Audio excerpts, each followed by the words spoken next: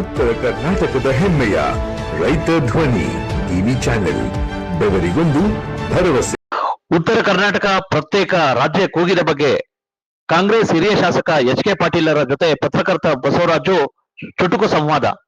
ಸ್ಥಳ ಗದಗ.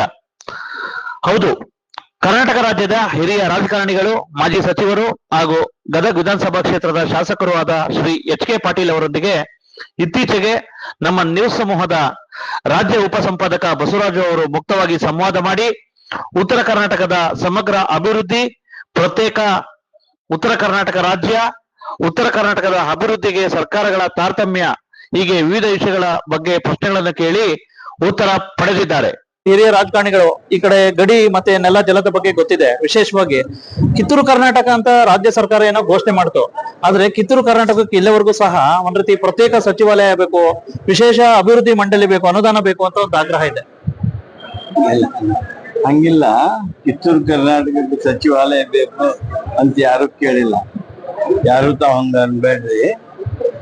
ಇದೇನು ಮುಂಬೈ ಕರ್ನಾಟಕ ಇತ್ತಲ್ಲ, ಮುಂಬೈ ಕರ್ನಾಟಕ ಭಾಗಕ್ಕೆ ಅಂದ್ರೆ ಬೆಳಗಾಂ ಡಿವಿಷನ್ ಏನಿದೆ ಇದಕ್ಕ ಕಿತ್ತೂರು ಕರ್ನಾಟಕ ಅಂತ ಹೆಸರನ್ನ ಇಟ್ಟಿದ್ದೇವೆ. ಕಿತ್ತೂರು ರಾಣಿ ಚೆನ್ನಮ್ಮನ ಆ ಸವಿ ನೆನಪಿಗಾಗಿ ಸ್ವಾತಂತ್ರ್ಯದ ಸ್ವಾಭಿಮಾನಿ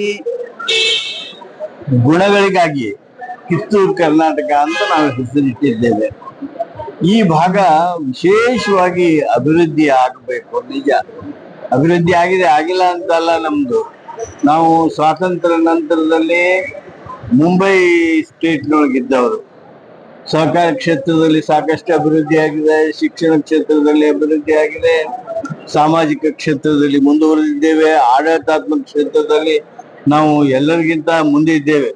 ಆದ್ರೆ ಇಲ್ಲಿ ನಮ್ಮ ಏಕೀಕರಣ ಆದ ಮೇಲೆ ನಮ್ಮ ಕರ್ನಾಟಕದಲ್ಲಿ ನಮಗೆ ಸಿಗಬೇಕಾಗಿರ್ತಕ್ಕಂಥ ಸವಲತ್ತುಗಳು ಸಿಕ್ಕಿಲ್ಲ.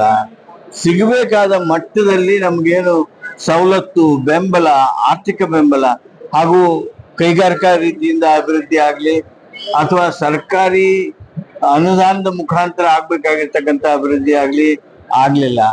ನಮ್ಮ ನೀರಾವರಿ ಯೋಜನೆಗಳು ಅವು ನೆನಗುದಿಗೆ ಬಿದ್ದವು. ಇವೆಲ್ಲ ಕಾರಣಗಳಿಗಾಗಿ ನಾವು ನಮ್ಮದೇ ಆಗಿರ್ತಕ್ಕಂಥ ನೋವನ್ನ ತೋಡ್ಕೊಳ್ತಾ ಇದ್ದೇವೆ. ನೋಡಿ, ಈ ಬೆಳಗಾಂದಲ್ಲಿ ಈಗ ಆಯ್ತಿದ್ದು ಸುವರ್ಣಸೌಧ, ನಾವು ಹೈಕೋರ್ಟ್ ಆಗ್ಬೇಕು ಅಂತ ಎಷ್ಟು ವರ್ಷ ಬಡದಾಡ್ಬೇಕಾಯ್ತು.